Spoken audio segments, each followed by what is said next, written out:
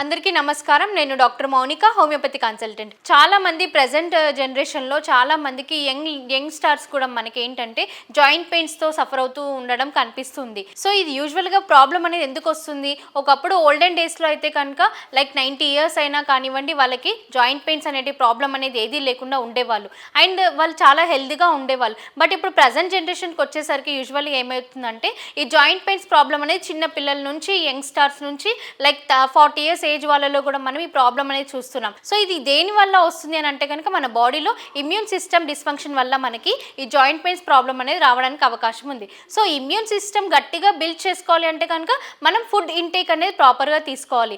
అంటే మనం అది ఇంటేక్ ఆఫ్ ఫుడ్లో ఏ విధంగా తీసుకోవాలి అంటే వెజిటేబుల్స్ ప్రాపర్గా తీసుకోవాలి, ప్రోటీన్ కంటెంట్ ఫుడ్ తీసుకోవాలి, calcium content of the food తీసుకోవాలి, సాల్ట్ అండ్ స్పైసీ ఫుడ్స్ అనేవి డిక్రీజ్ చేసుకోవాలి, అవుట్ సైడ్ ఫుడ్ అనేది అవాయిడ్ చేయాలి. సో ఇలా హెల్దీ కంటెంట్ ఆఫ్ ఫుడ్ తీసుకోవడం వల్ల మనకి కాల్షియం డెఫిషియన్సీస్ అనేది రాకుండా జాయింట్ పెయిన్స్ అనేవి తగ్గే అవకాశం అనేది ఉంటుంది. Thank you so much.